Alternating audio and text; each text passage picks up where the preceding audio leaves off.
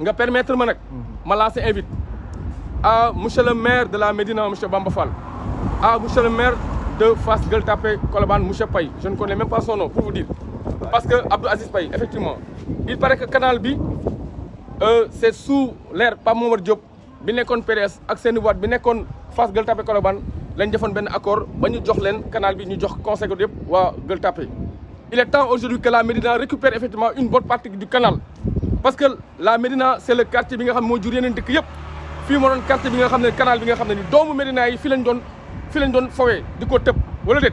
kon encore une fois il n'est pas question par des calculs politiques que ñu jël canal bi di ko jox waa Fass Gueule Tapée Colobane, alors que ñoom ils ont 3 marchés déjà, alors que la Médina ne bénéficie que d'un seul marché ou 2. Donc il est temps aujourd'hui qu'une bonne partie du canal puisse revenir à la Médina et que le maire Bamba Fall puisse effectivement di ko gérer de manière responsable. ñun loolu lañ soxla, parce que si cela témoigne tout simplement que depuis la gestion waa mairie Fass Gueule Tapée Colobane ñoo ko yor, canal bi dafa nekk dans des moyens dérisoires. Ça c'est un échec, il faut le dire. Abdoul Aziz Paye, si vous êtes réellement un fils de Dakar, lébou de surcroît, vous ne saurez accepter lii di fi am. On ne doit plus accepter que ce canal soit effectivement un marché. fii warul nekk marché. monsieur le maire ñun lu ñu xaw a jaaxal mooy des fois autorités municipales yi. yenn lieu de commerce lañ ko def ñëw jël seen juuti. mais li nga xamante ni mooy suivi bi. li nga xamante ne ni mooy toppatoo bi ci war. en général foofu dafay échec. anarchie lay doon lieu de commerce lay doon lieu boo xam ne lu neex waaye def lay doon. mais pour ñu jël ko defar ci cadre de vie bu normal. defar ci ay jardin public def ci loo xamante ni population bi dina ci bénéficier dafay xaw a sooxe. mais pour dëggal li nga wax nii fële nga gis na le ci tableau bi ne benn citoyen sénégalais moo ñëw jël ses propres moyens def ko ce qu'on appelle def ko benn genre parc d'attraction benn place publique. def ci ay fleurs mu décor bu rafet. et les voisins mën nañ ma prendre en témoin. mais boo ko benn borom jaaykatu xal soxlawee maire daf ci ànd ak moom effectivement ñu dindi place bi xoolal nu mel actuellement c'est le bordel. kon encore une fois de plus par rapport ak question bi nga wax autorité municipale dañ leen di ñaan encore une fois de plus dëgg la ñoom li ñu mën rek mooy fexe nu ñu amee ay gains de plus, parce que ñoom dañu am ce qu'on appelle des charges fixes. am nañu ay salaires waaw kon merci beaucoup ci loolu laa lay mais askan bi aussi il faut ñu xam on ne peut pas vouloir quelque chose et son contraire. bu ñu nee dañu far maire pour muy defar kon nañu nangul maire yi aussi ñu agir avec autorité, parce que dañ leen fal pour ñu liggéey. liggéey nag kenn du ko def sur des bases de sentiments. Et encore une fois de plus il faut qu'on sanctionne.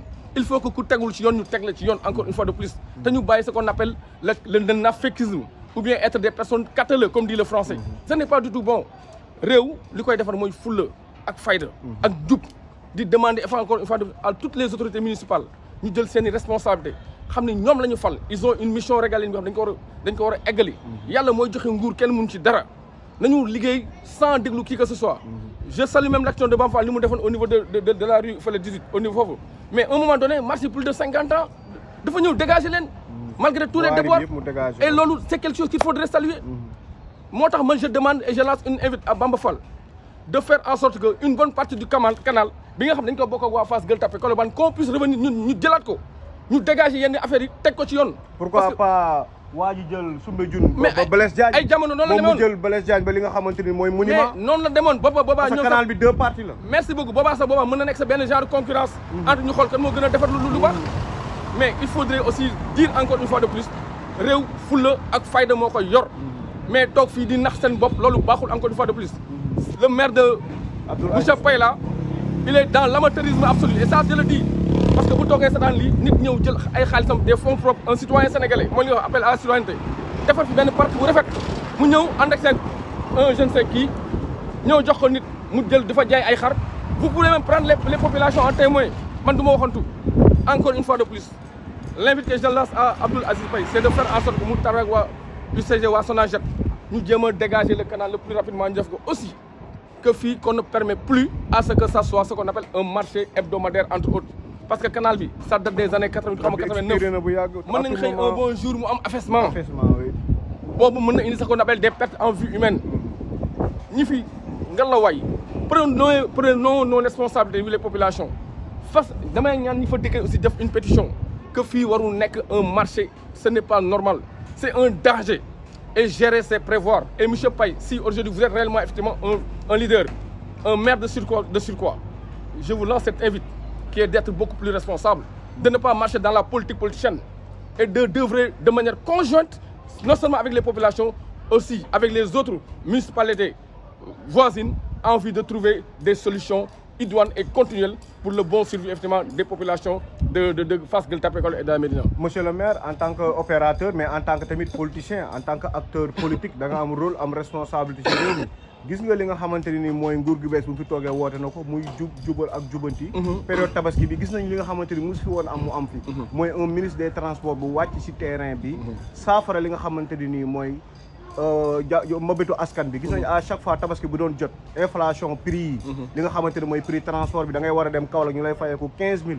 ci loo xamante ni 3000 nga dem wala nga war a dem Tamba ñu lay jox prix yoo xamante ni boo ko fayee xar sax doo ko mën jënd moom mu wàcc ci terrain bi jël affaire yi en main def ci liggéey bu am solo ba ñëpp dem tabaski si jàmm. mooy li ma wax rek man ça je salue ça des deux mains je salue des deux mains parce que aduna nit ki boo la ñàkkee bëgg gis-gis moi je suis pas effectivement avec ce qu'on appelle les gens qui sont actuellement au pouvoir. Je dis la vérité parce que li may wax rek ku bëgg am xaalis da ngay liggéey mais bu ñu poser des actes citoyens des actes nobles il faut saluer.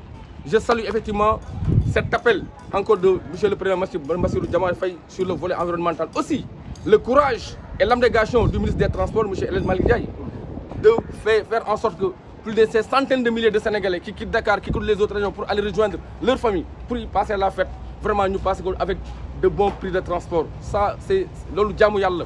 Di ñaan yalla aussi mu tapé xol yi. Je les salue ce côté bobu, je les remercie. Et c'est de ça que les Sénégalais ont besoin.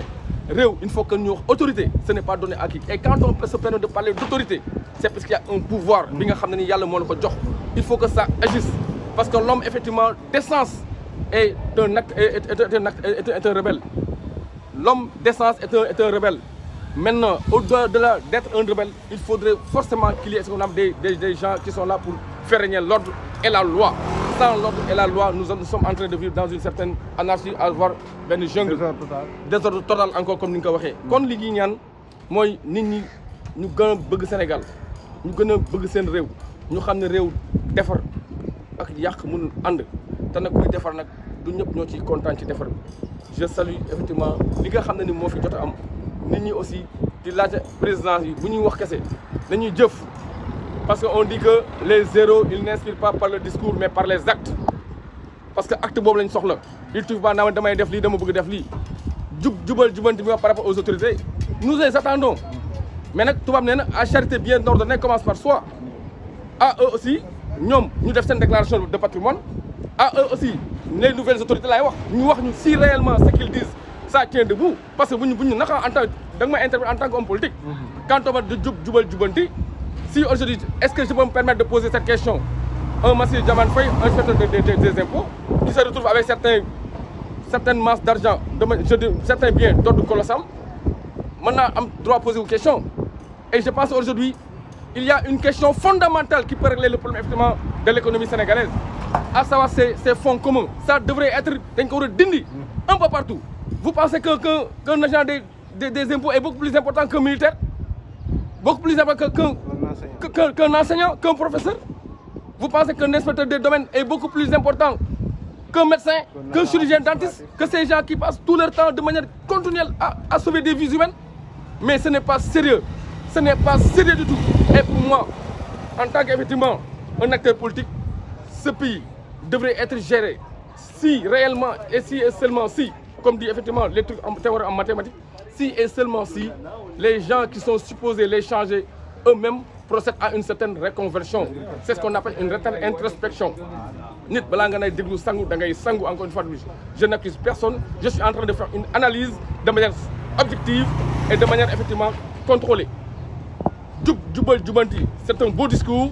Maintenant dans la pratique, dans les actes qui suivent, à eux maintenant de démontrer qu'ils sont sur la bonne voie. Merci. Loolu dafay am solo encore une fois de plus di ñaan yàlla tapé xol yi Sénégal doon benn que lii nga xam ne moo fi am mooy lépp dox. Nous sommes aujourd'hui un pays pétrolier, gazier, un pays inflammable. Et je lance un appel à les autorités ñu taxaw ñu gérer la sécurité intérieure comme la sécurité extérieure. Gérer ce qu'on appelle le volet de l'immigration. Et ça c'est très important. Magu waxoon naa ko moo gën magu xamoon naa ko. Il faut que tout soit contrôlé pour le bien des Sénégalais. Merci beaucoup. Merci monsieur. Merci Pape Daouda Diène. dégg ngeen ko mu nekkoon opérateur amaloon fii li nga xamante ni nii benn bergerie jaay na ay xaram nettoyé place bi ba mu set en tant que acteur politique aussi gis ngeen ko lancé bi nga xamante ne nii wax na ko voilà di leen souhaité di leen wax déwénati di leen souhaité jaay ngeen jëf di leen souhaité une très bonne fête.